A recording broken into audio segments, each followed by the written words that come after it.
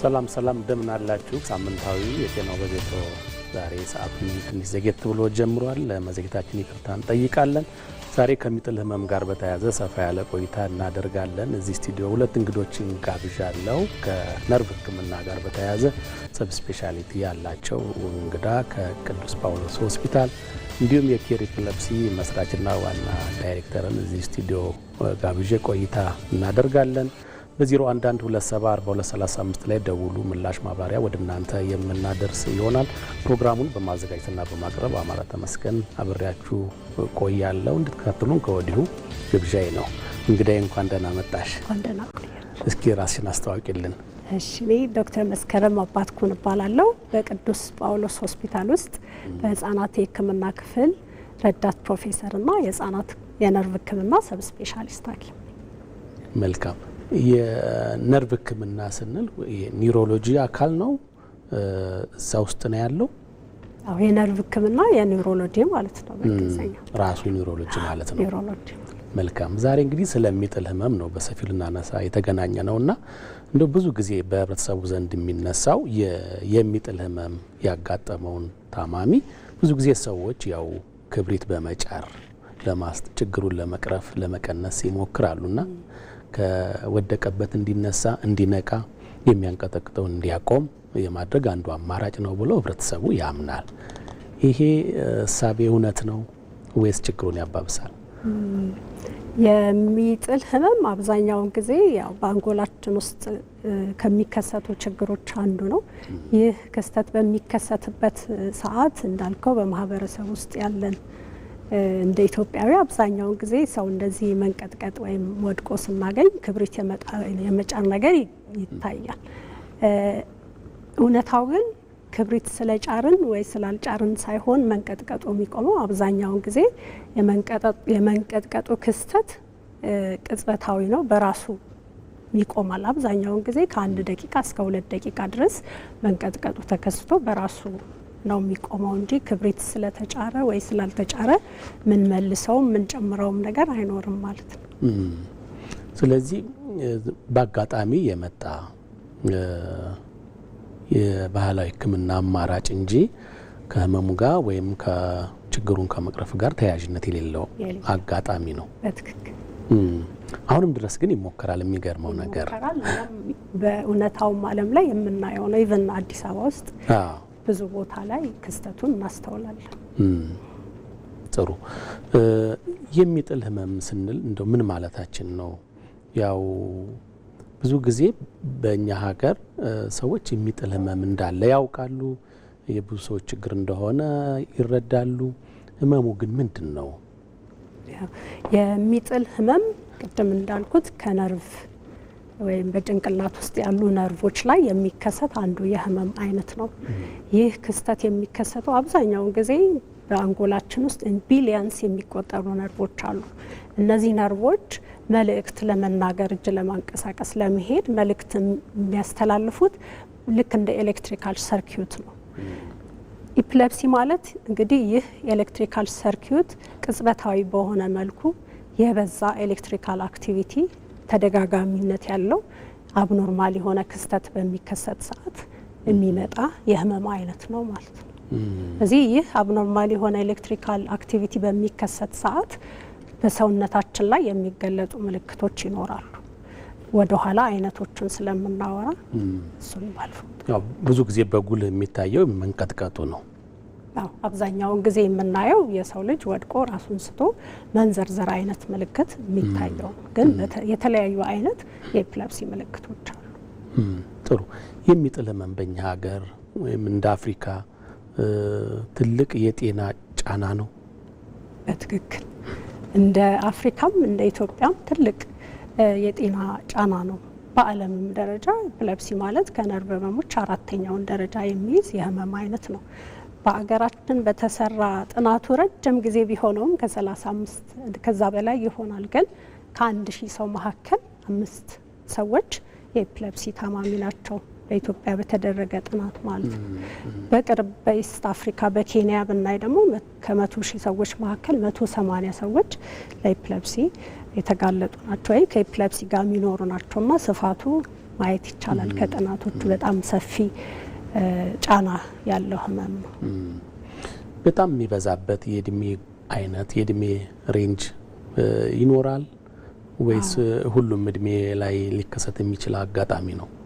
አው ኢፕለፕሲ እንግዲህ ከማህፀን ውስጥ ካለ ጽንስ ጀምሮ እስከ 80-90 ዓመት ጎልማሳ ላይ ሊከሰት የሚችል የህመም አይነት ነው። እድሜ አይመርጥም። ግን በአብዛኛው ጊዜ ህጻናት ላይ የመከሰት እድሉ ከፍ ያለ ነው። ህጻናት ላይ ትንሽ ጫናው ከፍ ይላል።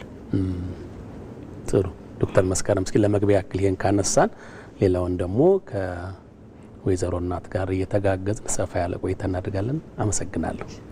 መልካም ተመልካቾቻችን፣ የዛሬው የጤናው በቤቱ ከሚጥል ህመም ጋር በተያያዘ የምናነሳው ሀሳብ ይቀጥላል። ሰፋ ያሉ ጉዳዮችን እናነሳለን። እናንተ በ011274235 ላይ ደውሉ።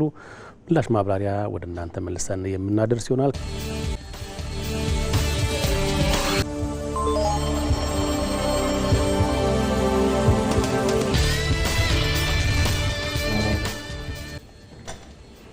ተመልሰናል። የተከታተላችሁ የምትገኙት ጤናው በቤቱ ነው። ዛሬ ከሚጥል ህመም ጋር በተያያዘ ነው ሀሳብ አስተያየት እያነሳን የምንገኘው። እዚህ ስቱዲዮ እንግዶችን ላስተዋውቃችሁ በድጋሚ ዶክተር መስከረም ቀደም ሲል ከኔ ጋር ቆይታ ያደረገችው የነርቭ ህክምና ሰብ ስፔሻሊስት ናቸው በቅዱስ ጳውሎስ ሆስፒታል ሚሊኒየም ሜዲካል ኮሌጅ፣ እንዲሁም የኬር ኢፕለፕሲ መስራችና ዋና ዳይሬክተር ወይዘሮ እናት የእውነቱ ትንሽ ለየት የሚል ስም ነው። ከልብ አመሰግናለሁ ሁለታችሁም ስለመጣችሁ። ወይዘሮ እናት እንደው ማንሳት የምፈልገው ያው ሌሎች ጥያቄዎች አሉ፣ ግን የማስቀድመው የዚህ የኬር ኢፕለፕሲ የሚጥል ህመም እንዴት ተቋቋመ፣ ምክንያቱ ምንድን ነው የሚለውን ብናነሳ። የተነካ ይገባዋል አይደል? እኔ ራሴ የሚጥል ህመም ታማሚ ነኝ። ከ17 ዓመቴ ጀምሮ አሁንም ታማሚ ነኝ። መድኃኒት ወስዳለሁኝና ብዙውን ህይወቴን እድለኛ ሆኜ ውጭ ነው የኖርኩት እንግሊዝ ሀገርና ከጥሩ ህክምና ጋር ከደበስት ከሚባለው መድኃኒት ጋር ሁሉ ከሚጥል ህመም ጋር መኖር ምን ያህል ከባድ እንደሆነ አይቼዋለሁ፣ አውቄዋለሁ።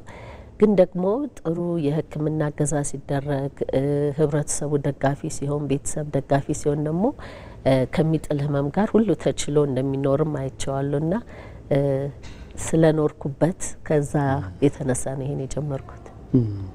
መቼ ተቋቋመ ድርጅቱ? ከእንግሊዝ ሀገር ከመጡ በኋላ ነው የተቋቋመው ወይስ እዛው እያሉ ነው?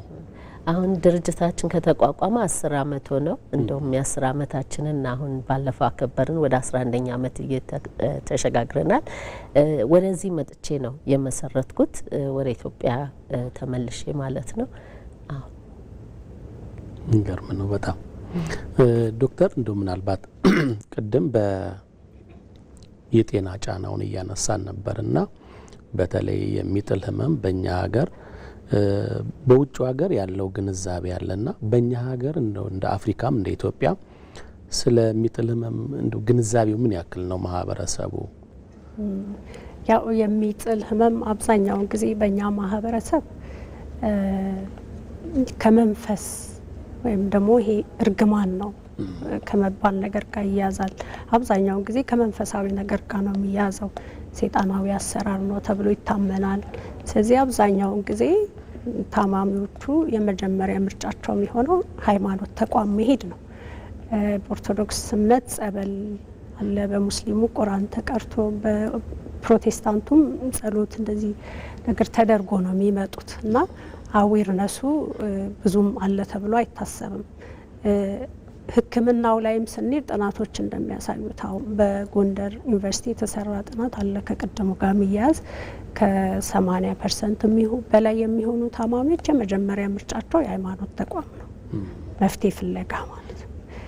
እዚህ ወደ እውነታው ስንመጣ ግን ከ90 እስከ 95% የሚሆነው ከኤፒለፕሲ ጋር የሚኖር ታካሚ ሕክምና አያገኝም በእኛ ሀገር እውነታ ማለት ነው። እና ጫናው ስቲግማው በጣም ሰፊ ነው። የመገለሉ ነገር አለ እንደ እርግማን ስለሚቆጠር አብዛኛውን ጊዜ እነዚህ ታማሚዎች ደግሞ ከቤት ላይወጡ ይችላሉ፣ ከማህበረሰቡ ጋር አይገናኝም። እና እኛ ሀገር ያለው ጫና ሜዲካሊ ብቻ አይደለም፣ ሳይኮሶሻል አይደል? የማህበረሰብና የሳይኮሎጂካል ጫናው ያመዝናል በጣም ለታማሚዎቹ ማለት ነው። እና በርደኑ እንደዚህ ነው። ከዛ ወደ ሕክምናውም ስንመጣ አብዛኛውን ጊዜ ሕክምናውንም ያንን ሁሉ ተቋቁመው የማህበረሰቡን ጫና አልፎ ሲመጡ ደግሞ ሕክምና ተቋም ላይ ያለው የምርመራ ሂደት ትንሽ ኮስቲ ነው አይደል? ዋጋው ኤምአርአይ ወደ ኋላ እናነሳዋለን ብዬ አስባለሁ። የምርመራዎቹ ወጪም ከፍ ይላልና እንደገና ኢኮኖሚካል ጫና አለው።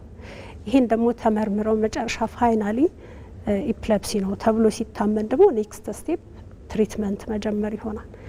ወደ ትሪትመንቱ አማራጮች ስንመጣ ኢቨን የሜዲካል ትሪትመንት በመድኃኒት መልክ የሚሰጠውም እሱም ሌላ እንደገና ኢኮኖሚካል ጫና አለውና በርደኑ ሰፋ ያለ ነው። ሜዲካሊ ብቻ አይደለም ጫናውን የምናየው። ከዛ ደግሞ መድኃኒቱንም ከጀመሩ በኋላ ሳይኮሎጂካል ስትረስ አለው። ኮሞርቢዲቲስ የምንላቸው ነገሮች አሉ፣ ተጨማሪ ተጓዳኝ የሆኑ ችግሮች አሉ። እነዛ ከህመሙም ጋር ሊሆን ይችላል ወይም ደግሞ በመድኃኒቱ ምክንያት ሊመጡ ይችላሉና ስትረስፉል ነው። ትንሽ በርደኑ ከፍ ያለ ነው በእኛ አገር እውነታ ስናየው ማለት ነው። ዘርፈ ብዙ ናቸው ችግሮቹ።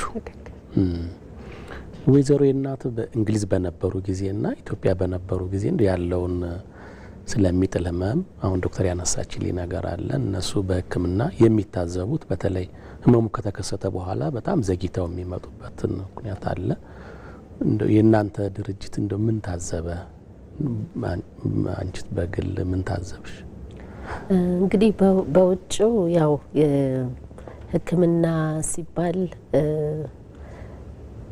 በጣም ሶፊስቲኬትድ የሆነ የሚያስፈልገው ቴስት ተደርጎ ዶክተር መስከረም እንዳለችው ኢጂውን ኤምአርአይውን ከየት ቦታ ነው ከፓርት ኦፍ ደ ብሬን ነው የሚነሳው ተብሎ ብዙ ምርጫ መድኃኒት ተደርጎ ተጨንቀው ተጠበው ነው። በዛ ላይ ደግሞ በተጓዳኝ ብዙ ሶሻል የሆነ እርዳታ አለ። ለምሳሌ የሚጥል ህመም በራሱ ብቻ አይደለም፣ ከሌሎች ጋር በተጓዳኝነት የሚመጣ አለ የሚመጣበት ጊዜ አለ። ለምሳሌ ህጻናቶች ላይ ኒውሮ ዲቨሎፕመንታል ሌሎች ዲሌይ ላይ ካሉ ወይ ኦቲዝም ወይ ዳውን ሲንድሮም እና ከትምህርት ቤት እንኳን አይገለሉም። የራሳቸው ባስ ተዘጋጅቶ የራሳቸው ትምህርት ቤት ተደርገው ስቲል በቃ በህይወት ውስጥ እንዲሳተፉ ተደርጎ ነው የሚኖረው። እዚህ ደግሞ ያለውን ዶክተር መስከረም ተናግረዋለች። እኛ ደግሞ በድርጅታችን ያየ ነው። እውነት ለመናገር አንዳንዴ ሰው መሆን ትጠላለህ። የሚጥል ህመም አንድ ህመም ብቻ አይደለም፣ ዘርፈ ብዙ ነው። ሌላ ህመም ላይ ኩላሊቴን አመመኝ፣ አይዞ ካንሰር ነው፣ አይዞ የሚያቅፍና የሚደግፍ ትከሻ አለ። የሚጥል ህመም ሲባል ወደ ኋላ የሚሄደው ለምን ይሄን አትሞክርም፣ ለምን ይሄን አትሞክርም? ልክ እምነትህም እምነት እንደሌለ ይሆናል፣ እውቀትም እውቀት እንደሌለህ ነው የሚሆነው። ከሁሉ ሶሳይቲ በቃ በአንዲት ደቂቃ ውስጥ የወጣ ሰው ነህ። እንደዛ አይነቱን ነው እኛ በየቀኑ ፌስ የምናደርገው። ለምሳሌ በትዳር ውስጥ ሆነው ልጅ ከወለዱ ብዙውን ጊዜ ባል በቦታው አይገኝም። ባንቺ ዘር፣ ባንቺ እርግማን፣ ባንቺ ደም የመጣ ነው የሚባል ነገር አለ።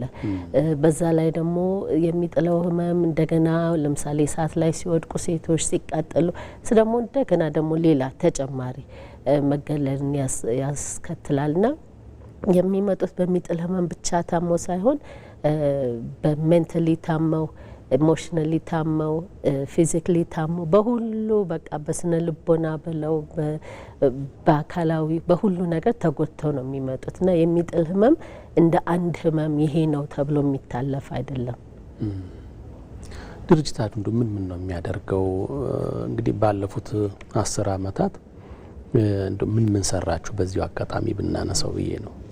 እንግዲህ ድርጅታችን መጀመሪያ አክቹሊ ሳቋቁመው ግንዛቤ ለመፍጠር በሚል ነበረ የጀመርኩት።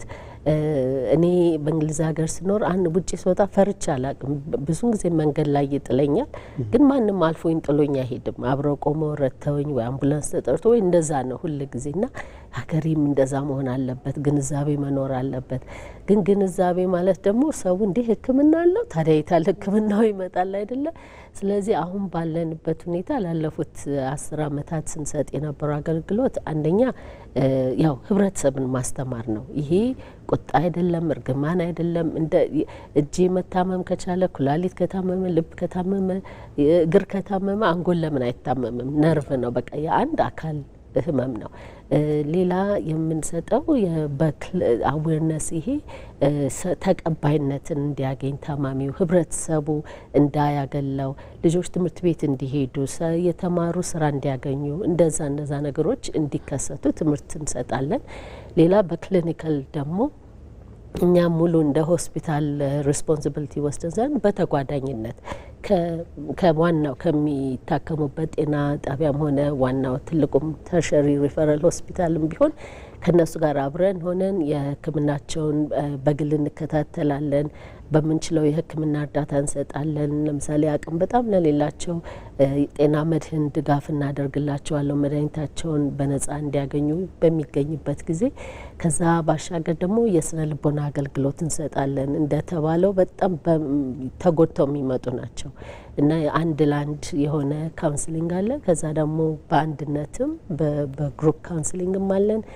አቻላቻ ፕሮግራሞች አሉን ደግሞ በወር ተሰብስበው እነሱ ራሳቸውን የሚደግፉበት። እንደዚሁም ከዛ ደግሞ ከሚመለከታቸው አካል ጋር ሆነን የአድቮኬሲ ስራ ነው። አንድ በጎ አድራጎት ድርጅት 100 አይበቃም ለሚጥል ህመም። ስለዚህ ከጤና ሚኒስቴር ጋር አንድ ላይ ሆነን ይሄ ነገር መቀየር አለበት፣ እንዴት እንድረስ ሀገር አቀፍ በሚለው እነዚህ ነው ባጭሩ የምንሰራው። ጥሩ ዶክተር፣ እስኪ ምናልባት የሚጥል ህመም ምንድን ነው የሚያሳየው ምልክት የሚለውን ብናይና አይነቶችስ እንደው አሉት ወይ የሚለውን ነገር ብናይ። የሚጥል ህመም የሚያሳየው ምልክት ያው በሕክምና ቋንቋው ሲዠር ምንለው ማለት ነው። ሲዠር ማለት መንቀጥቀጥም አለው። አይነቶቹ ብዙ ናቸው። መንዘፍዘፍ፣ መንዘርዘር፣ አንዳንድ ጊዜ እንደዚህ የተመሰጡ መስለው መፍዘዝ፣ ከራስ ስቱ ደግሞ ቀጥ ብሎ መሄድ ሊሆን ይችላል። ወይም ደግሞ እንደዚህ ዝች ጋር ስሜት ሊሰማ ይችላል። ስለዚህ የኤፒሌፕሲ መገለጫው ወይ የሚጥል ህመም መገለጫው ከሚነሳበት የአብኖርማል የሆነው የኤሌክትሪክ ንዝረት ከሚነሳበት ቦታ አንጻር ነው የሚገለጸው። ስለዚህ ሁልጊዜም የሚጥል ህመም የሚለው የአማርኛ ወርድ ኤፒሌፕሲን አይገልጸውም። ምክንያቱም መውደቅ አለው ከኤፒሌፕሲ ምልክቶች አንዱ ነው። ግን ያው መቼም የጋራ ምልክት ኮመንሊ የሚታየው ስለሆነ ነው እንጂ ኤፒሌፕሲ ምልክቶቹ እንዳልኩ አንጎላችን ብዙ አይነት ክፍሎች አሉት። ለምሳሌ ብንወስድ የፊት ለፊት አንጎላችን ፍሮንታል ሎብ የምንለው ብዙ ጊዜ ለማሰብ ፕላን ለማድረግ ፐርሰናሊቲ የምንለውን ነገር ከጎን እዚህ ከጆሮአችን አካባቢ ያለው ደግሞ ቴምፖራል ሎብ የምንለው ነው። ድምፅን ኢንተርፕሬት ለማድረግ ለሜሞሪ የሚጠቅመን ማለት ነው። ከኋላ ያለው የአንጎላችን ክፍል ኦሲፒታል ሎብ የምንለው ደግሞ የቪዥን የምናየውን ነገር ኢንተርፕሬት ቢያደርግልን ማለት ነው። እና ከላይ ደግሞ ፓሪታል ሎብ የሚባላል እሱ ደግሞ ሴንሴሽን፣ ይሄ አፕሪሼት የምናረጋቸው ነገሮች ለእሱ ይጠቅመናል። ለምሳሌ ከፓሪታል ሎብ ከምንለው ልክ ነገሮችን ፊል ለማድረግ የሚጠቅመን ፓርት ከሱ የሚነሳ ሲሆን ሰው አያየውም። እኔ ነኝ ፊልም ማረገው። እዚህ አካባቢ ማቃጠል ሊሆን ይችላል፣ መደንዘዝ ሊሆን ይችላል የሚሰማኝ። ከኋላ ሲሆን ደግሞ የእይታ የመዛባት ነገር ሊከሰት ይችላል። ስለዚህ ኤፒሌፕሲ ማንዘርዘር ብቻ አይደለም ምልክቱ። አንዳንዴ ደግሞ በተለይ ልጆች ላይ የሚከሰት አንድ ቦታ እንደዚህ ምስጥ ብለው መመለስ፣ ያም የኤፒሌፕሲ መገለጫ ነው። ስለዚህ ምልክቶቹ ብዙ ናቸው ለማለት ነው። እስኪ ምልክቶቹን ካየን የተደወለ ስልክ አለና እሱን መልሰን እንቀጥላለን። ዶክተር እሺ፣ አመሰግናለሁ። ሄሎ፣ ጤና ይስጥልን ተመልካቻችን። ማንም በልኬት ነው? ጤና ይስጥልን። ተስፋዬ ይባላል። በትምህርት ዙሪያ ነው የምደውለው። ማን አሉኝ? ተስፋዬ። እሺ፣ ድምጽዎት ታፍኗል ግን አይሰማም? ይኸው ትንሽ ታፍኗል። ሄሎ፣ ይሻላል። ትንሽ ስልኩን ራቅ ቢያደርጉት። እሺ፣ አሁንስ? እሺ፣ ይሻላል። ይቀጥሉ እስኪ። እሺ፣ እሺ። ስሜ ተስፋዬ ይባላል። በአጋጣሚ ነው በአደጋ ነው የተከሰተብኝ ህመሙ ማለት ነው። ተመትቼ ነው። የሚጥል ህመም ነው? የሚጥል ህመም። እሺ። እና አማኑኤል ነበር መጀመሪያ ክትትል። እሺ። ከዛ በኋላ ወደ ጤና ጣቢያ ተብሎ ጤና ጣቢያ ነበር አሁን ክትትል የማደርገው። እና አጋጣሚ ደግሞ ከአዲስ አበባ ወጣ ብዬ ሱሉልታ ነው የምኖረው እና መድኃኒቶቹ ይጠፋሉ። አንዳንዴ በውድ የምንገዛበት ሰዓት አለ እና ያበሳጨኛል። መድኃኒቱ ሳቆም የምር በጣም ነው መበሳጨው። ተስፋ የመቁረጥ ስሜት፣ መበሳጨት፣ በቃ የሚይዘው መጨብጠው ሁሉ ያሳጣኛል። መድኃኒቱን ደግሞ ሶስት ደግሞ የመረጋጋት ነገር አለ። ደግሞ የበሽታ ደግሞ ስላለ ሰውም እንደ ልቡ አያሰራኝም እና ልጆች ያሉኝ በጣም ተቸግረን ያሉት እና እንደ አጋጣሚ ነው ቴሌቪዥን ያየሁት እና የቀለም ባለሙያ ነኝ። በጣም ጎበዝ ነኝ። ፐርፌክት ነኝ። አንደኛ ነኝ። አንዳንድ ተንጠልጥዬ ሁሉ እሰራለሁ ከፎቅ ፎቅ። ልጆች አሉኝ ልጆች እና ይከብዳል። አላውቅም በየቤቱ ከኔ በላይ ስንት ጉድ እንዳለና አንዳንዴ መድኃኒት መገዛበት አቅም በጣም ነው። ይቅርታ ነው። አይዞህ አበሳጫለሁ እና ለቤትም አለመግባት ለቤት የሆነ ነገር ልጆች ይዘው አለመግባት ምናምን እና ቤታችን ስሜት ይሰማል። መድኃኒቱ አንዳንድ የለም ይባላል። በቃ አላውቅም ብቻ የምትረዳኝ ካለ መድኃኒቱን ብቻ የምትረዳኝ የምታገዘኝ ከሆነ ስልክ እናንተ ጋር አለ ወስዳ ማገዝ ትችላለች። መድኃኒቱን ብቻ ጥሩ። እስኪ በውስጥ መስመር ላይ የኛ የምሰራው የቀለም ስራ ነው። ተንጠልጥዬ ነው የምሰራው ነው። ጎበዝ ሙያተኛ ነኝ። አላውቅም ስሜት ያደርገኛል፣ እረበሻለሁ ነው። እስኪ ለማንኛውም እግዚአብሔር ያውቃል። ይቅርታ። እሺ ችግር የለም። በውስጥ መስመር ስልክን ስለተቀበልን ስልክን ከነሱ እንወስድና እስኪ እንግዲህ አማራጮችን እንሞክራለን። የመድኃኒት እጥረት ጉዳይ ነው እያነሳ ያለው ተመልካቻችን። ቅድም ዶክተር ስታነሳ ነበረ ምርመራው መድኃኒቱ ውድ ነው። መድኃኒቱ በከነማ አለ። ለምሳሌ መሰረታዊ መድኃኒቶች ውስጥ ዝርዝር ውስጥ ነው ዶክተር መድኃኒቱ አሉ። ዝርዝር ውስጥ ያሉም አሉ፣ ዝርዝር ውስጥ የሌሉም መድኃኒቶች አሉ።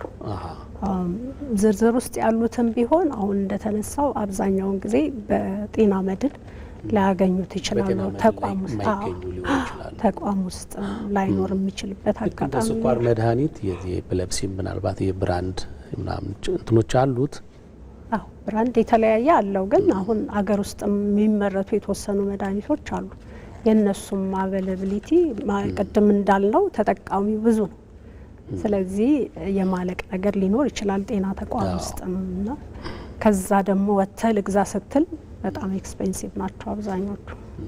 እስቲ እንግዲህ ነው ወይዘሮ እናት መፍትሄ ካላቸው እንግዲህ ተመልካቻችንን ቅድም ስንነጋገር በነበረው በማግለል ምክንያት ብዙ ታማሚዎች በኢኮኖሚ በጣም የድሃ ተብሎ ካርድ የተሰጣቸው ናቸው። አሁን እንግዲህ ይህን ድርጅት ከጀመርን ወደ 4000 በላይ ሰው በእኛ በር ውስጥ አልፏል እና ከዛ ውስጥ ኦልሞስት 99% የድሃ ተብሎ በመንግስት ካርድ ያገኘ ነው እና በጣም ከባድ ነው። ሳይኖርህ ሄዶ በግል ከፍሎ መግዛት ማለት የማይታሰብ ነው።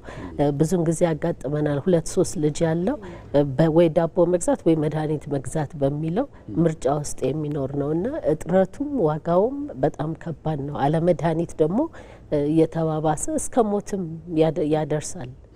መድኃኒት አለመኖር እና ከባድ ነው በጣም። አሁን የወይዘሮ እናት ታሪክ ስናይ እንግዲህ የሚጥል ህመም ጋር የሚኖሩ ናቸው። ግን በመድኃኒት ክትትል ነው እንደዚህ እንደ ማንኛውም ሰው ጤነኛ ሆነው ያሉት። ስለዚህ በጣም ወሳኝ ነው መድኃኒቱ። አለ መድኃኒት ምንም መደረግ የማይችል ነገር ነው። በቃ አሁን ለምሳሌ እኔ አንድ መድኃኒት ማታ ብረሳና ባልወስድ ከተወሰነ ጊዜ በኋላ ራስ ምታት ሊሆን ይችላል። ግን ደፍነትሊ በጠዋት ካልወሰድኩኝ መሬት ላይ ነው የምታገኘኝ። መድኃኒት ብዙን ጊዜ እንደውም ታማሚዎቻችንን የምናስተምረው ምንድነው በቃ እኮ አሁን ዳንኩኝ መድኃኒት እየወሰድኩ ብለው ያቆሙታል። ግን መዳን ሳይሆን መድኃኒቱ ስራውን እየሰራ ነው ማለት ነው ሳያመን እና እሱ ነው ዋናው አላማችን። ስራውን መድኃኒቱ ሰርቶ ተቆጣጥሮ ስኬታማ ህይወት እንደሌላው እንዲኖሩ ነውና ከሚጥል ህመም ጋር መኖር በጣም ከባድ ነው። ግን ደግሞ ይቻላል፣ ስኬታማ ህይወት መኖር ይቻላል። አይ እንኳን ደግሞ መድኃኒት ኖረው እንጂ ይሄኛው ቢያንስ የሚቀረፍ ይሆናል ብለን ተስፋ እናደርጋለን። መልካም ዶክተር፣ ካቆምንበት እንቀጥልና እንደው ምናልባት ቅድም ስታነሽልኝ እንግዲህ የአእምሯችን ክፍል የተለያዩ ክፍሎች አሉት። እንደ ተጎዳው አይነት ክፍል ያው ምልክቱም እንደዛ ይለያያል የሚል ነገር እያነሳን ነበርና ከዛ አንጻር ሰዎች የማይለዩዋቸው ምልክቶችም ጭምር ሊኖሩ ይችላሉና አይነቶቹ በዛ ምክንያት ይለያያሉ። ግን እኛው በጋራ የምናየውን ብዙ ጊዜ የሚጥል ህመምን እንደ ኮመን ስም ወስደን እንጠቀምበታልና ማህበረሰቡም በዛ መልኩ የተገነዘበው ይመስለኛል። መንስኤ ግን እንደው ብናነሳ መንስኤውን ስናነሳ የተለያዩ መንስኤዎች አሉት ተብሎ ይታሰባል። ለምሳሌ ቫስኩላር ኮዝ የምንለው በሕክምናው አንጎላችን ውስጥ ያሉ የደም ስሮች እንደ ስትሮክ ክስተት ሲኖር ያ ማለት የደም መፍሰስ ሊሆን ይችላል ወይም የደም ፍሰት መቋረጥ ሊሆን ይችላል። እሱ አንዱ ኮዝ ለኤፒሌፕሲ ማለት ነው። ሌላኛው ደግሞ ትራውማ ወይም ማንኛውም አንጎል ላይ የሚደርስ አደጋ ለኤፒሌፕሲ አሁን ቅድም እንዳነሱት ተመልካቻችን ማለት ነው። እንደዛ አይነት ልጆችም ላይ ደግሞ በወሊድ ወቅት መታፈን አብዛኛውን ጊዜ ህጻናት ላይ የምናየው ችግር ማለት ነው። በወሊድ ወቅት በሚታፈኑበት ጊዜ ወደ አንጎል የሚሄድ ኦክሲጅን ይቋረጣል፣ የደም ዝውውር መዛባት ይኖራል። ያም እንደ አንድ ክስተት ነው የሚወሰደው። ሌላኛው ደግሞ የአንጎልና የአንጎል ሽፋን ኢንፌክሽን ሜኒንጃይተስ በተለምዶ ማጅራት ገት የምንለው ኢንኬፋላይተስ በቫይረስ ሊሆን ይችላል። ኢንፌክሽን ማንኛውም ቱበርኩሎሲስ ቲቢም ሊያመጣ ይችላል። በዛ ምክንያት የተከሰተ ማንኛውም አንጎል ላይ ያለ ጉዳት ለኤፒሌፕሲ እንደ ምክንያት ይወሰዳል። ሌላኛው የአንጎል መቆጣት ኢንፍላሜሽን በማንኛውም ምክንያት ሊሆን ይችላል። ያም ለኤፒሌፕሲ እንደ ምክንያት ሊሆን ይችላል። ሌላኛው በተለይ ህጻናት ላይ የአንጎል ሲሰራ ኮንጀኒታል ማልፎርሜሽን ማለት ነው። ማንኛውም አካል ሲሰራ ትርፍ ነገር ወይም የተዛባ እንደሚኖር ሁሉ አንጎላችንም ላይ እንደዛ አይነት ክስተት ሊኖር ይችላል። እሱም እንደ አጋላጭ ነው ተብሎ የሚቆጠረው። አብዛኛው ግን ምክንያቱ አይታወቅም። ብዙ የሚጥል ህመም ምክንያቱ ምንም አይነት ምርመራ ቢሰራ ላትደርስበት ትችላለ ምክንያቱን ማለት ነው። ጄኔቲክ ኮዝ ደግሞ የሚባለው የዘረመል መዛባትን እንደ አንድ ምክንያት ይወሰዳል። እነዚህ ናቸው። ጥሩ። በጤና ተቋም እንደው ህክምናው ኤፒሌፕሲ እንደው ሁሉም ታማሚዎች ተደራሽ የሆነ የህክምና አገልግሎት በእኛ ሀገር አለ?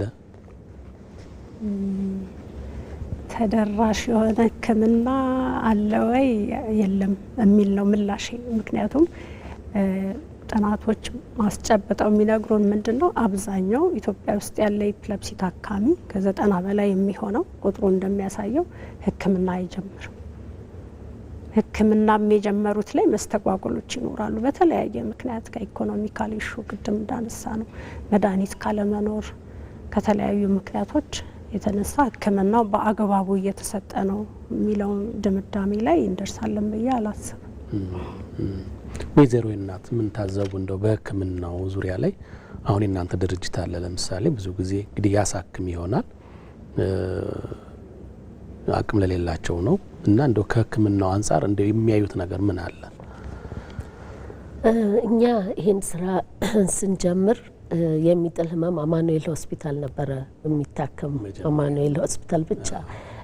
ከዛ ግን ወደ ጤና ጣቢያ ደግሞ ተሸጋሸገና አሁን በጤና ጣቢያ ደረጃ ህክምናው አለ።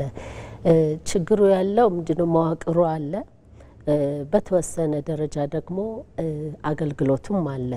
እንደውም አዲስ አበባ አይ ቲንክ ይሻላል ብዬ አስባለሁ። ትክክል ነው ዶክተር መስከረም? ሲወጣ ደግሞ የተባሰ ገጽታ ነው ያለው። ግን ችግሩ ምንድነው አንድን ሰርቪስ ስትሰጥ ኳሊቲው አይደለም የሚወስነው። ዝም ብሎ ሄዶች መድኃኒት አለች ውሰድ ሳይሆን የዛም አገልግሎት የሚሰጠው ጤና ባለሙያ እውቀት በጣም አነስተኛ ነው የሚጥል ህመምን በማከም ደረጃ። ያ ማለት ጭራሽ ማከም አይችሉም ሳይሆን እውቀቱ በጣም አናሳ ነው እና እኛም ብዙ አተኩረን የምንሰራው በተለይ በጤና ጣቢያ ላይ ይሄ ሄልት ኤክስቴንሽን ወርከርስ የሚባሉት ደግሞ እነሱ ላይ ብዙ ስልጠና እንሰጣለን። ምክንያቱም እነሱ ናቸው መጀመሪያ ህብረተሰቡን የሚያገኙት እና የሚጥል ህመምን እንዴት ነው አይደንቲፋይ የሚያደርጉት፣ እንዴት ማኔጅ መደረግ አለበት የሚለውን ብዙ ስልጠና እዛ ላይ ኢንቨስት አድርገን እንሰራለን እና ያለው ችግር እሱ መሰለኝ። ያንንም የማከም ችሎታው አናሳ ነው። ደግሞ በከተማ ውስጥ ነው እንጂ ወደ ክፍለ ሀገር ደግሞ ስትሄድ ወደ ገጠር ስትሄድ ደግሞ እሱም የለም። ይሄ ነው ልምዳችንም። በክልል ቤዛችን አዲስ አበባም ቢሆን በብዙ ክልሎች ውስጥ ኮኔክት እናደርጋለን፣ እንሰራለን፣ ትሬኒንግ እንሰጣለን እና ሁል ጊዜ ተደጋግሞ የሚነሳው ጥያቄ እነሱም ይሄንን ነው አቅም እንደሌላቸው በደንብ ትሬንድ እንዳልሆኑ ነው። እስቲ ሌላ ተመልካች ደግሞ ስልክ ላይ እንዳለ እየነገሩን ዳይሬክተራችን። ሄሎ ጤና ይስጥልን። ማንን በልኬት ነው? ከሀረር ነው። ማን አሉኝ ስሞትን? ታሪኩ ደረሳ። እሺ ይቀጥሉ ሀሳቦትን። እና አሁን እንደተባለው ያው እንግዲህ ሲስተር ያሉትን ሰምቻለሁኝ። ምናልባት ባለፈው መስከረም አካባቢ እንደዚህ ወድቄ ነበርና በዛ ምክንያት ጭንቅላት ተጋጭቼ ደምቶኝ ነበረ። አሁን ከዛ በኋላ ያለው የጤና ሁኔታ ያው አንዳንድ ጊዜ ነው የማዞር ከዛ በኋላ ከዛ ወዲህ አሁን እንትን ያለብኝ ችግር ጭንቅላቴ ላይ የማዞር ነገሩ ነው አልተወኛለ። ያዞረኛል። ቁጭ ብዬ ስነሳ ያዞረኛል። እንደገና ቁጭ ብዬ ቆይቼ ደግሞ ሲተኛ ደግሞ እንደዛው ያዞረኛል። ትንሽ ከአንድ ተወሰነ ደቂቃ በኋላ ነው ማዞሩ የሚተወኝ እና መድኃኒቱን እዛን ሰዓት ሆስፒታል እያለሁ ጀምሬ ነበር። መቀጠል አልቻልኩም መድኃኒቱን እና አቋርጫለሁ። አሁን ስሜቱ ምንድን ነው? ከጆሮ ያጠገብ ላይ ከውስጡ በእጄ ስነካ እንደ ቁስል ነገር ነው የሚሰማኝ። አንዳንድ ጊዜ ደግሞ አናቴ ላይ ነው የሚሰማኝ። ወደ ላይ በቃ ጭንቅላቴ ላይ ውስጡ እየሄደ አንዴ በጎን በኩል አንዴ ከአናቴ ላይ አንዴ ከኋላ እንደዛ ቅድም ያው ምልክቶቹን እንደሰማሁት ሆነ በቃ እንደዛ ነው እና በጣም ምንድነው አሁን በቃ የጭንቀት አንዳንድ ጊዜ ጭንቀት በቃ ከሰው ጋር ራሱ ማውራት በጣም ነው የሚያስጠላኝ። ድምፅ በጣም ከባድ ድምፅ ያለበት አካባቢ ይከብደኛል እና የዛን ሰዓት መስማት ትንሽ ይከብደኛል እና ጆሮዬ አሁን ከዛ ወዲህ ትንሽ የመስማት ችግር ራሱ በጣም እንትን ከውስጡ የሆነ ድምፅ እንትን ይለኛል እና ምናልባት እዚህ አካባቢ ይሄ ምልክቶቹን የሚሰሙኝን ነገሮች ምንድን ነው ማድረግ ያለብኝን መፍትሄ የምር ከእናንተ ልሰማ ፈልጌ ነው። መድኃኒቱን አቋርጠዋል? አዎ መድኃኒቱን አሁን እየወሰድኩ አይደለም፣ አቋርጫለሁ። በዛን ሰዓት ሆስፒታል እያለሁ ለ2 ሳምንት ወስጄ ነበር። የዶክተር መስከረም ጥያቄ ይሆናል ብዬ ነው። ለምን አቋረጥክ? ዶክተር ሌላም ጥያቄ ካለሽ ምናልባት። ያቋረጥኩበት ምክንያት አንደኛ ኢኮኖሚካሊ ያለሁበት እንትን ትንሽ አነስተኛ ነው። መድኃኒቱ ደግሞ ያው እኛ አካባቢ በጣም ከመንግስት ተቋማት ብዙም አይገኙም። ከግል ተቋማት ካልሆነ በቀር ከግል ተቋማት ደግሞ ትንሽ ይከብዳል እና በዛ ነው ምክንያት ነው ላቋርጥ የቻልኩት። መድኃኒቱን እየወሰድክ የነበረህ ቁጥጥር እንዴት ነበረ? ምልክቶቹ ላይ? አዎ መድኃኒቱን የወሰድኩ ጊዜ ያው ወድቄ ነው እኔ ሆስፒታል ነው ራሴን አወቅኩትኝ ነው ሆስፒታል ስገባም አላወቅኩም ነበር። ግን ስመጣብኝ ልጥለኝ ስል ይታወቀኛል፣ ያዞረኛል። ከዛ አዞሮኝ ነው እንትን የምለው በቃ ዝም ብዬ እየቆምኩኝ ያዞረኝና ይወርቃለሁ። አጠገቤ ሰው ካለ ይዙኛል።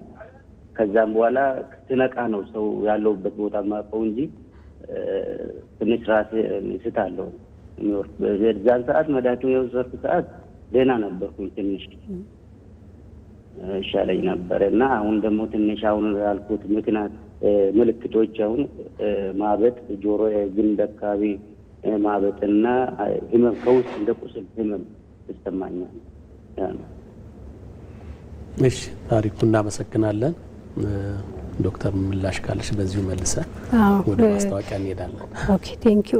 ምልክቱን ሲነግረን መጀመሪያ ላይ የነበረው ሊመጣ ስል ይታወቀኛል ብሏል አይደል? እሱ አሁን ቅድም ታይፖቹን እያነሳን ነበርና ከአንድ ቦታ የሚነሳ አይነት ኢፕለፕሲ ነው የሚመስለው። እዚህ ምልክት ቀድሞ በሕክምና ኦራ እንለዋለን። ምልክት ያውቃሉ ከሚነሳበት ቦታ እንዳለው አይነት ምልክቶቹም እንደዚህ አይነት ኢፕለፕሲ ሲሆን ለአደጋ አይጋለጡ ስለሚያውቁ ወይ አረፍ ይላሉ ወይ ሰው እንዲጠብቃቸው ይዛሉ። አንዳንዱ ግን የማይታወቅ አለ ሰደንሊ በቃ ጠብ እና ወድቆ ማንዘርዘር እንደዛ አይነት ነገር ይኖራል። ስለዚህ ለዚህ አይነት መፍትሄ ለተባለው እንግዲህ ቅድም እናት እንዳነሳችው ምንም አይነት አማራጭ የለም፣ መድኃኒት ነው። መድኃኒቱን በአግባቡ እየወሰደ ክትትል መጀመር አለበት። ምክንያቱም አንዳንዶቹ ምልክቶች አሁንም የሚጥል ህመም አይነት ምልክት ነው የሚታየው። አሁን የሚያዞረኛል ምልክቶቹ አሉና ያው የኢኮኖሚው ጫናም ደጋግመን የምናነሳው አንዳንድ ጊዜ የመድኃኒት አማራጮች አሉ ኮስቱን እያየን ደግሞ የምናስተካከላቸው ማለት ነው። እንዲህ አይነት ነገሮችን በራስ ከመወሰን ከሐኪም ጋር ተማክሮ ማድረጉ የተሻለ ነው ብዬ አስባለሁ። ስለዚህ በአቅራቢያ ያለ ሐኪም ጋር በመሄድ ቢያናገርና ሕክምናው እንደገና ቢጀምረው ጥሩ ነው። ምክንያቱም ተጨማሪ ምልክቶችንም ነግሮናል። ከኤፒሌፕሲው መድኃኒቱ ምርጫ የሌለው ጉዳይ ነው። ጥሩ መልካም፣ እንቀጥላለን። ተመልካቾቻችን እየተከታተላችሁ የምትገኙት ጤናው በቤትዎ ነው። ዛሬ ከሚጥል ህመም ጋር ነው ሀሳብ እያነሳን የምንገኘው። ካፍታ ማስታወቂያ በኋላ ደግሞ ተመልሰን እንገናኛለን።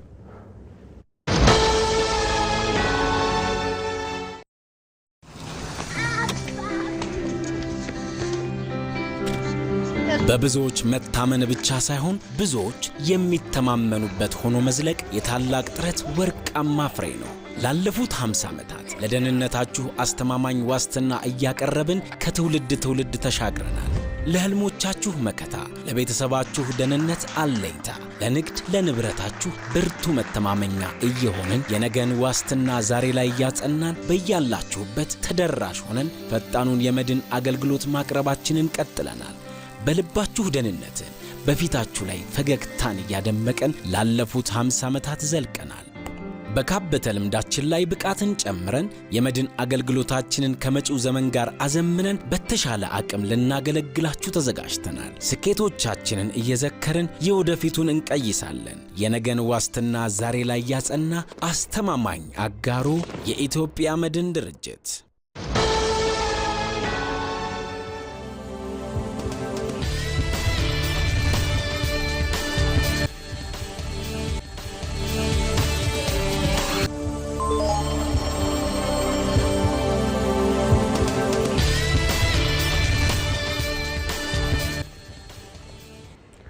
የሚጥል ህመም ምንድነው? መከላከያ አማራጮቹ፣ ህክምናዎቹን እየተመለከትን ነው የምንገኘው። አብራችሁን ስላላችሁ ከልብ እናመሰግናለን። ዶክተር ምናልባት እንደው የሚጥል ህመም ከተከሰተ በኋላ ችግሩ ከተመረመረ ከታወቀ በኋላ ሌሎች ተከታታይ አብረውት የሚመጡ ችግሮች አሉና ወዴት ሊወሳሰብ ይችላል? የሚጥል ህመም ነው። በቂ ክትትል ህክምና ከተደረገ ደግሞ ባለበት ማቆም ይቻላል ወይ የሚለውን እናንሳ ብዬ ነው። በትክክል የሚጥል ህመም በቂ ህክምና ከተደረገለት መቆጣጠር ይቻላል። ስለዚህ ተቆጣጥረ ነው ህመሙን እንደ ማንኛውም ሰው አክቲቭ ሆኖ ፕሮዳክቲቭ ሆኖ መኖር ይቻላል ማለት ነው። ህክምናውን ካልተካሄደ ግን ህክምናው ካልተጀመረ የሚከሰቱ ክስተቶች ብዙ ናቸው። ለምሳሌ ልጆች ላይ ብናይ ተደጋግሞ ይህ ክስተት ከተከሰተ ከአቺቭ ካረጉበት እድገታቸው ወደ ኋላ የመመለስ ነገር ይኖራል ማለት ነው። ከዚህ ጋር ተያይዞ ያው ኢንተሌክቹዋል ዲሴቢሊቲ፣ ዴቨሎፕመንታል ሪግሬሽን እንደዚህ አይነት ነገሮች ይከሰታሉ። ወደ አዋቂ ስንመጣ ደግሞ ምንድነው የማሰብ መቸገር አይደል? እንደ ሰው ፕሮዳክቲቭ ሆኖ ለመኖር መቸገር፣ ለተለያዩ ደግሞ አደጋዎች መጋለጥ ሊኖር ይችላል። በኢፒሌፕሲ በራሱ አደጋ አንድ ኤፒሌፕሲ አምጪ ምክንያት ቢሆንም ደግሞ ኢፒሌፕሲ በራሱ ሰደንሊ በተለይ ምልክት ሳይኖር የሚጥል አይነት ሲሆን እሳት ላይ መውደቅ ሊኖር ይችላል፣ መንገድ ላይ መውደቅ፣ ለመኪና አደጋ መጋለጥ ሊኖር ይችላል። እነዚህ ሁሉ ኮምፕሊኬሽን ከምንላቸው መካከል አንዳንዶቹ ናቸው። ሌላኛው ሳይካትሪክ ፕሮብሌሞች ሊኖሩ ይችላሉ። ላይክ ዲፕሬሽን፣ አይዞሌት ማድረግ፣ ሎ ሰልፍ ስቲም፣ ዝቅተኛ ለራስ ያለ አመለካከት የወረደ መሆን፣ እነዚህ ሁሉ ችግሮች ተያይዘው የሚመጡ ናቸው። ቅድም እንዳለውም ኤፒሌፕሲ በራሱ ሜዲካል ፕሮብሌም ብቻም አይደለም፣ እሱንም ብቻ አይደለም። ሕክምናውንም ስናካሄድ እነዚህንም ነገሮች ጭምር ነው እና ያልታከመ ኤፒሌፕሲ ለብዙ ነገሮች ይዳርጋል። ወይዘሮ እናት የሚጨምሩኛሉ እዚህ ላይ እንደው ታካሚዎች ላይ ምን ይመለከታሉ? እንግዲህ ዶክተር መስከረም ለታማሚዎቹ ብቻ እያደላችብኝ ነው። እስቲ እኔ ደግሞ ስለ ቤተሰብ ላውራ። የሚጥል ህመም ታማሚን ብቻ አይደለም የሚጎዳው ቤተሰብንም ነው። አሁን ለምሳሌ አንድ ህጻን ልጅ ታመመ ማለት ያ ህጻን ልጅ ላይገባው ይችላል። በተለይ አይደለ ትንሽ ከሆነ እናትን ግን አስብ፣ አባት ካለ አስብ፣ እህትን አስብ፣ ወንድምን አስብ። ይሄ መገለል ይሄ መገፋት ታማሚው ብቻ አይደለም ቤተሰብንም ነው። እኛ በእኛ ውስጥ ባልትቶ ሄዶ ልጆቿን ለማብላት ልጇን ከአልጋ ጋር እያሰረች ሄዳ እንጀራ ጋግራ የምትመጣ ሴት ብዙ አጋጥሞናል። አንድ አይደለም። የሆነ ቦታ አጽድታ የሆነች ነገር ይዛ ለመምጣት ቤት ውስጥ አስራ ልጇን የምትሄድ ብዙ እናት አጋጥሞናል። እና ይሄ ጫና ለወላጅም ነው የሚመጣው። ወላጅን ካልተንከባከብን ደግሞ ህፃኑን ልንከባከብ አንችልም።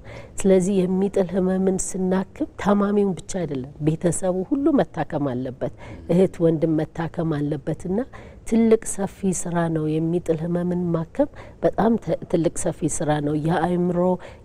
የአእምሮ ህመም ወይም ደግሞ ይሄ ዲፕሬሽኑን ያለውን ድባቴውን ያለው ታማሚው ብቻ አይደለም። ትልቅም እንኳን ቢሆን ቤተሰብንም እንዳለ አፌክት ያደርጋል። ልጆች ሆነው በወንድማቸው የሚያፍሩ፣ በታማሚው በእህቶቻቸው የሚያፍሩ አሉና እኛ አሁን በእኛ ሴንተር የምንሰጠው አገልግሎት ሁሉ አቀፍ ነው። ምክንያቱም የሚጥል ህመምን በመድኃኒት ብቻ ሙሉ ጤናማ ሆነ መኖር አትችልም። ስነ ልቦና ድጋፍ ያስፈልጋል፣ ግንዛቤ በጣም ያስፈልጋል ስለ ህመሙ።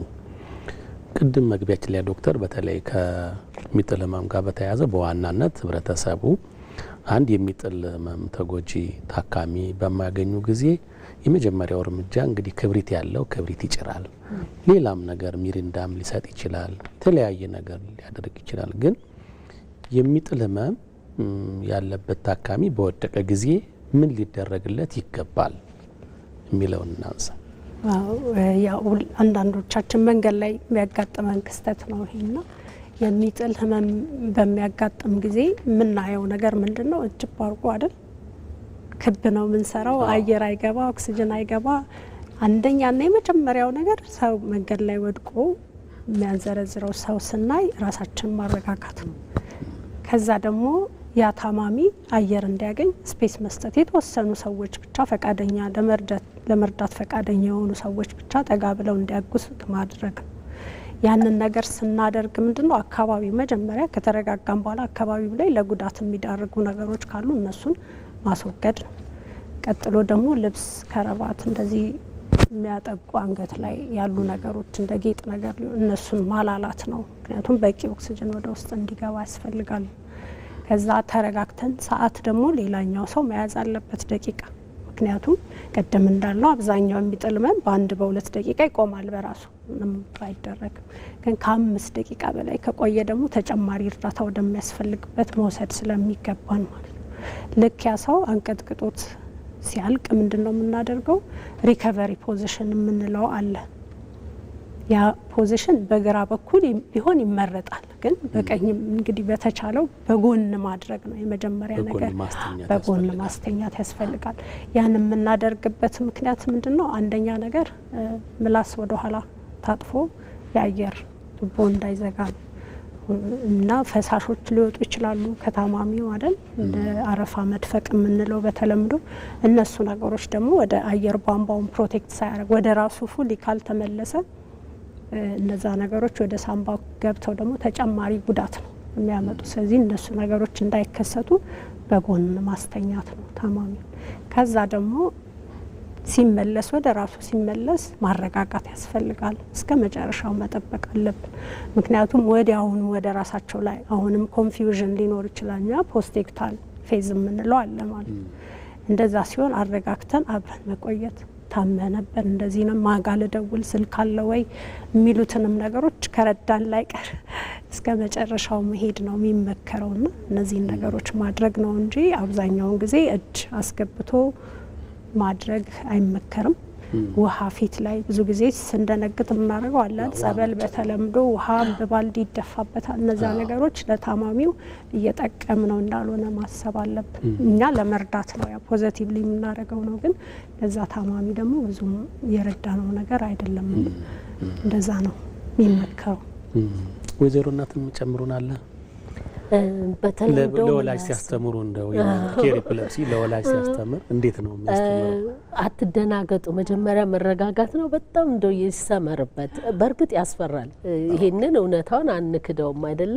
አሁን እኔ እንዲህ እያወራው መንገደኛው የሚጥል ህመም እንደሆነም ላያውቅ ስለሚችል ነው የሚደነግጠው። ትክክል። ወይም አብረህ እንኳን ሆነ እንዲህ እያወራው ድንገት ይሄ ጀነራላይዝ ሲጀር የሚባለው እንግዲህ እያወራ ነው ያለ ነው። ሲቃ ማሰማት ብጀምር አይኔ ቢገለበጥ አረፋ ብደፍ ትደነግጣለህ። ምንም እሱንትን ነው። ወይዘሮ እናትን የራሱ ኤፒሌፕሲ ተጠቂ ነኝ ስትይኝ ቅድም የራሱ ሰግቻለሁ።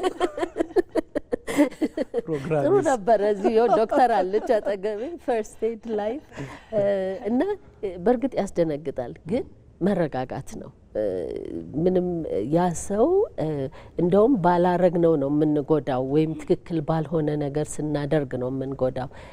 ምላስ ደግሞ ሌላ ምላስ ይዋጣል ይባላል አይደል? ምላስ አይወጡም። ምላስ ያኝካሉ። አዎ ስንነቃ ብዙ ጊዜ ደም አለ፣ ምላስህ ይቆስላል አንድ ሳምንት ያህል። ያው እሱ የሚሆን ሂደት ነውና ምላስም አይዋጥም። መረጋጋት አስፈላጊ ነው። ምንም ነገር አፍ ውስጥ መግባት የለበትም። ክብሪት ደግሞ በጭራሽ የማይደረግ ነገር ነው። ጉዳቱ ያመዝናል። በዛ ሰዓት ኦክሲጅን እጥረት ስለሚኖር እሱን ደግሞ ጭራሽ አቅርበህ ስታደርግ ያ ታማሚ ይበልጥ ኦክሲጅን እንዲያጥር ይሆናል። በጣም ጥሩ መልእክት ነው። ከልብ እናመሰግናለን። ወደ መጨረሻ እያጠቃለልን ነው እና መጀመሪያ እንደው ዶክተር ኤፒሌፕሲን የሚጥል ህመምን መከላከል እንችላለን? የመጀመሪያው እንዳይከሰት፣ ከዛ ከተከሰተ በኋላ ደግሞ የሰከንዳሪ ሁለተኛ የመከላከል አማራጭ የምንለውን ነገር እንዴት ማስኬድ እንችላለን የሚለውን እስኪ እናንሳ። ኤፒሌፕሲን መከላከል ይቻላል ወይ? አብዛኛውን ቅድም ምክንያቶችን እንዳነሳን መከላከል አይቻልም። አብዛኛው ግን መቀነስ እንችላለን። ለምሳሌ ኢንፌክሽን፣ አሁን ቅድም እንዳልነው አይደል፣ አንዱ ምክንያት ሊሆን የሚችለው የማጅራት ክትባቶች አሉ። እነሱም በመውሰድ በተወሰነ መልኩ በዛ የሚመጡትን ኬዞች መቀነስ ይቻላል። ሌላኛው ደግሞ ህጻናት ላይ በመታፈን ምክንያት የሚመጣው በቂ የሆነ እርዳታ መስጠት፣ በወሊድ ወቅት በእርግዝና ወቅት ክትትል በማድረግ መቀነስ እንችላለን።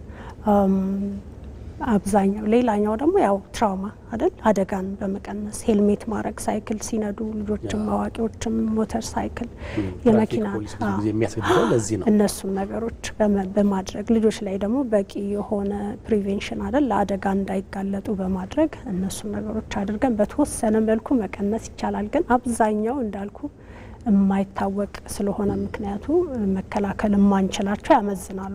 ይህ ስትሮክም ቢሆን በተወሰነ መልኩ አዋቂ ላይ ልጆች ላይ መከላከል ላንችል እንችላለን። አዋቂ ላይ ግን በቂ የሆነ ትክክለኛ ቁጥጥር ማድረግ ለግፊት፣ ለስኳር፣ ለስትሮክ አጋላጭ የሆኑ ነገሮች እንጂ አብዛኛውን ጊዜ መከላከል የማንችለው አይነት ነው። ወይዘሮ እናት በተለይ እንዲሁ ጽንስ ላይ አካባቢ እናቶች በእርግዝና ቅድመ እርግዝና የሚባል ክትትል አለ፣ በእርግዝና ጊዜ የሚደረግ ክትትል አለ እና ጽንሱ ላይ በጣም ጊዜ ወስዶ ክትትል ማድረግ፣ ሰፕሊመንቶችን መውሰድ አካባቢ ላይ ያለው እንደው ሚና ትንሽ ብናነሳ ብዬ ነው። ትክክል። በጣም አስፈላጊ ነው። በተለይ በጽንስ ጊዜ ሐኪም ጋር መመካከር። እኛ ብዙን ጊዜ ባህላችን እንፈራለን አይደለ? ሐኪም ጋር ስንሄድ ሐኪም ብቻ የነገረንን ይዘን ነው የምንወጣው። ግን የሚሰማንን ከእውነት ከልባችን ብንናገር ብዙ ነገሮች ኤርሊ ዲቴክት ሊደረጉ ይችላሉ እና በሚቻል ሁሉ በሚቻለው አቅም ሁሉ ሴት ልጅ እርጉዝ ስትሆን በሆስፒታል ክትትል እንዲኖር ፎሊክ አሲድ መውሰድ በተመከረበት መንገድ መውሰድ በጣም አስፈላጊ ነው። እሱም አስፈላጊ ነው። አሁን ለምሳሌ ቅድም ዶክተር መስከረም ስትናገር ነበር አደጋ አይደለ አንዱ ምክንያት። እኔ በጣም ነው የሚገርመኝ ሰው እየገባ መኪናው ዝም ብሎ በቃ ሲራመድ በቃ ምን ሊሆን እንደሚችል ብዙ ሰው ተገጭቶ ተገጨን ነው እንጂ የምንሰማው ከዛ በኋላ ያ ሰው ምን አይነት ህይወት እንደቀጠለ አንሰማም። እና መንገድም ስናቋርጥ ትንሽ ብንጠብቅ ብንታገስ በሁለቱም መንገድ ብናይ ጥሩ ነው። ግን አንዴ ኤፕለፕሲ ደግሞ ከሆነ በኋላ ከተከሰተ በኋላ ሲዠርን ልበለው የምንከላከለው ደግሞ እንዳይጥለን መድኃኒትን ሁሌ መውሰድ በተመከረው ሰዓት በተሰጠን ሰዓት ሐኪም ባዘዘው መድኃኒትን መውሰድ፣ ምግባችንን መብላት፣ እረፍት፣ እንቅልፍ በጣም አስፈላጊ ነገር ነው።